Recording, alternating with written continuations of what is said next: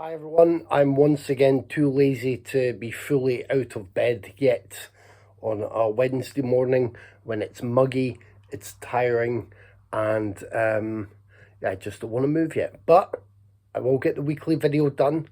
I have an arrival, I have things to say. Sit back and enjoy.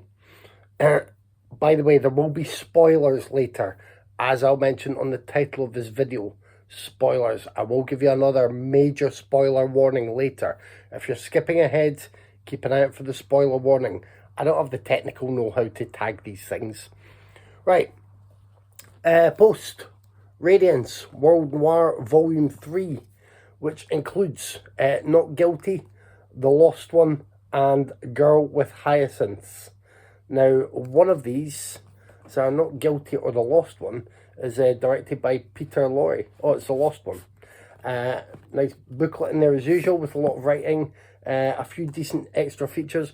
Radiance don't tend to pack every disc with the extra features that you might get from, say, a standard Arrow release or an Indicator release, but they are more interested in presenting really interesting titles and I would say lesser known films throughout most of their catalogue, which is really good. Now, they've got me hooked in with these World Noir sets. I have all three, and I think I've yet to watch even one of them.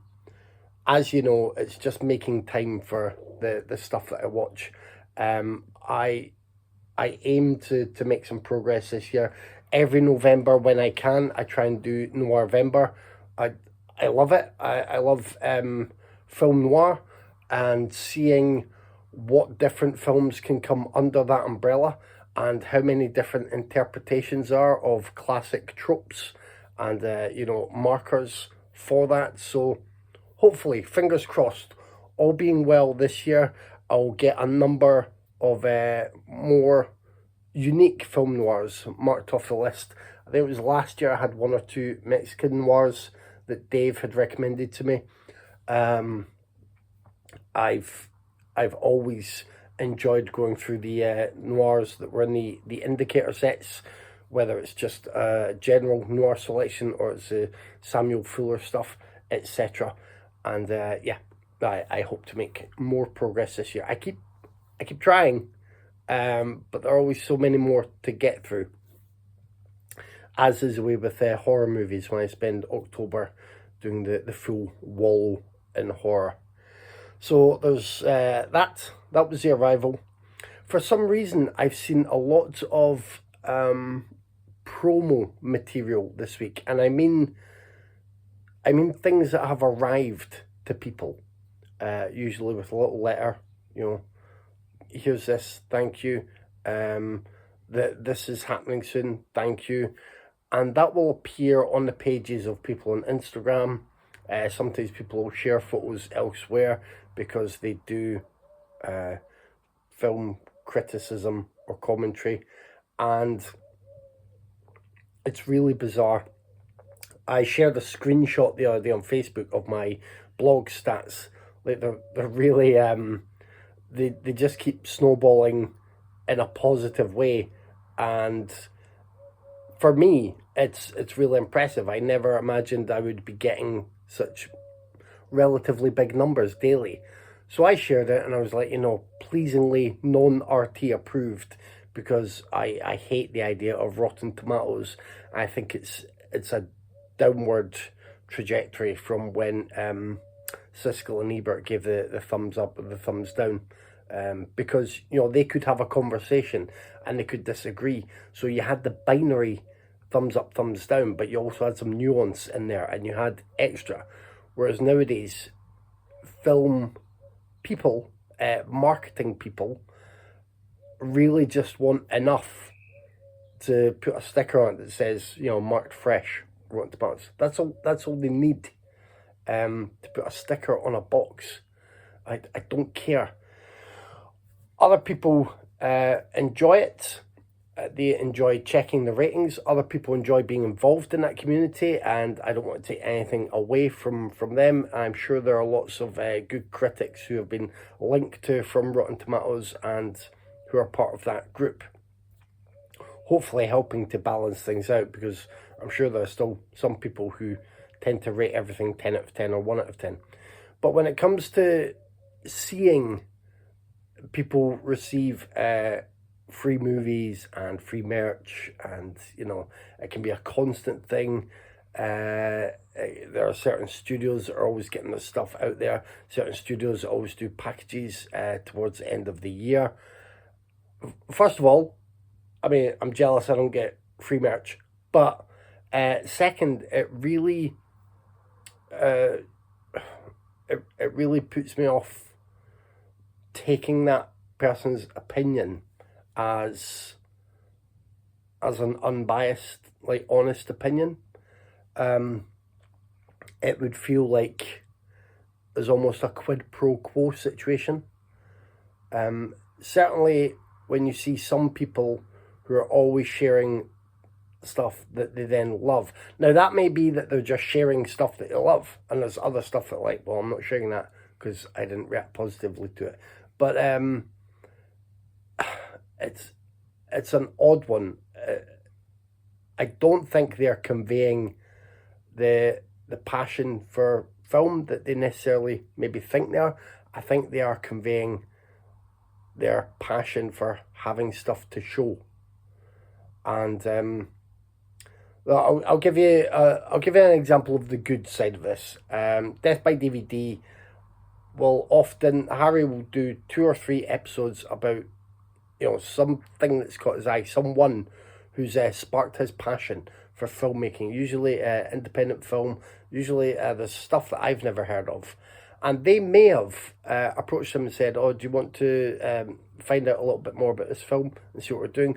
Or he may have heard about them and then followed a lead in that direction.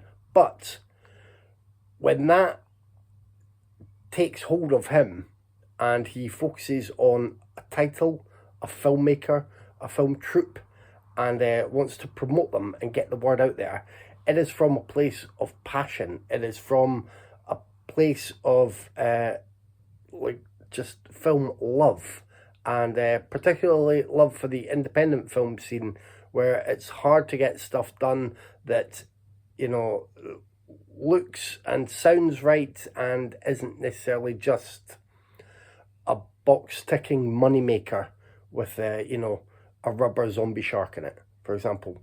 Harry really puts his passion up front, and if that is attached to a film that he raves about for 3 or 4 podcast episodes, that is because he is passionate about it. That's not because they've given him a box of merch and a beanie hat and a drinking cup and a free copy of the movie and a little letter saying, here you go, it'd be nice if you could review this. It's because he has seen what they're doing and seen within that something he really responds to. So that is the good side of that. And that can happen with people who love blockbuster movies and love all horror movies or love all superhero movies. I'm not denying that. I just see a lot of it that seems very weighted on the purely positive side when people have received quite a bit in exchange. So I don't know.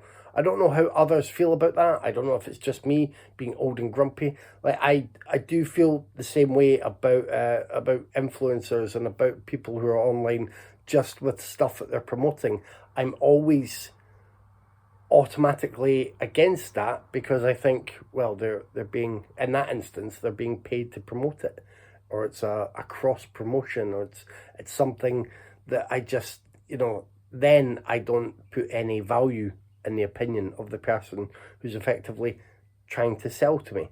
And that's what it feels like when publicity discs go out, and they're often just the same, the full package as retail sets, and then everything's rosy for people that have received it and loved it. Maybe I'm just being bitter and cynical. Anyway, I just wanted to tell others, to just, again, maybe think of context, be a bit choosy. If you do enjoy the opinions of people who seem to have the same taste as yourself and it's all in line with what they're receiving, that works out well. If you notice that there are some things that are getting raved about, whereas more and more people have received free copies or merch, then maybe take that with a pinch of salt and start to consider how opinions might be swayed. It's been an ongoing discussion, and I'm not one of those people who believes that every review and rating on Rotten Tomatoes is paid for by studios. Everything's a conspiracy if people have different opinions from yourself on a film. I'm not into that at all. I just lately I've seen a lot of stuff being sent out there to people who it's not even as if I know them for their film writing or criticism. That's the weird thing. I think they are movie people who have a lot of movies, and I guess that's enough when folk are still trying to shift physical media. Anyway, this is the spoiler section. Massive spoilers. I saw 28 Years Later at the cinema. This is a big spoiler, and I am interested in other people's opinions, but I will ask you to either word things in a very coded way if you're commenting on the video, or just stay vague, and we'll see if we can work through it together, because people may not check to this point in the video and then see the comments, and that would be unfair because the film hasn't been out long, and I consider the discussing the end of it very spoilery. I really like 28 Years Later. It was unexpected in what it did, because it sort of draws you in with the infected action. I still call them zombies, really. I'm not bothered. The tension and some frights in the first half moves on to a second half that really looks at the basically, I think, ideas of perception and how things change as they're told through a chain of people. And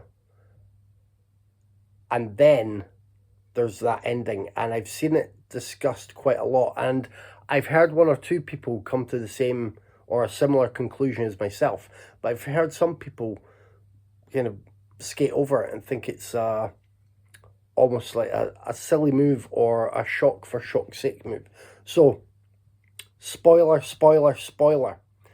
At the end of 20 Years Later, a character meets a group of characters, and they have all styled themselves and kind of adopted a persona of Jimmy Savile.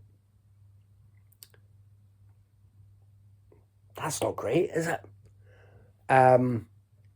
It's a wild turn. It's wild. And I wasn't pleased. And then I started to think about it more and more. It still doesn't feel like a great fit for the very end of the film. But considering a lot of the film has been to do with, memories tied with that timeline, the sort of in-movie universe timeline, and perceptions of events and perceptions of people, I think the Bone Temple could be continuing along that path, and it might be about the dangers of idolizing celebrities and just putting your hopes and faith in someone that you don't really know. Because in this movie timeline, as they have proven with showing different imagery, there was plates with the Queen, there was the Sycamore Gap was still there. Things stopped in Britain when the virus exploded, which means this was before our actual real life timeline had the death of Savile and then everything that came out after. I know there were a lot of strong suspicions and words and everything that we subsequently found to be confirmed, and a real egregious like environment, and the way he was sort of dealt with and almost protected, and it was the whole thing's horrible. If you are an American viewer, sort of bemused by this, I would say to look up, you know, an article or two on his list of crimes and gross, horrendous abuses. But you will want a strong stomach to get through it. Anyway, I think the end of the film signifies that they're maybe using that to show that you know, the culture of just holding someone up on a pedestal that you don't really know isn't necessarily going to lead somewhere positive, and these people might have good intentions, but they might also end up being more like their idol than they would know. So there you go. That is my take on the ending of 20 Years Later. I know it's a controversial point in the movie, and I know, look, hey, some loved the movie like myself, some hated it. I get that. I don't know why they gave Jodie Comer that accent. Like, why not just either have her in her normal accent or an accent that she's a bit better at grappling with? I love Jodie Comer, but that was just an odd choice. Alfie Williams, the child actor, was fantastic. Ralph Fiennes was fantastic. Aaron Taylor Johnson is there. He was okay. I loved a lot of the film. I had a great time with it. I can absolutely see why some may hate it. And I think it'll be an interesting conversation point for quite a while. That may even carry them through until the Bone Temple is released, and depending on what direction that takes, I think they'll have the third movie greenlit soon enough anyway, because I think this is taking enough money. It's it will be very interesting to see how this new trilogy unfolds, and what directions it goes in, and when we see Cillian Murphy again, that'd be good. So thank you if you've stayed through the spoiler section, if you've watched the movie. If you have not watched the movie, why did you watch and listen to the spoiler section? You fool! That's it. Anyway, I will maybe see you next week. There's certainly something big and satisfying due in the post. As soon as I said the words big and satisfying, that just felt like I was going somewhere really rude, and I didn't mean that. I was thinking of some other word, because it might also be slightly traumatizing. I don't know, that still seems rude. Big, satisfying, traumatizing. Maybe I've just spent too many moments looking over when my partner is reading her spicy books, because she alternates now between crime thrillers and spicy books. That's what they're called. We know what they are, but they're spicy. That's it. I'll speak to you next week. See you then.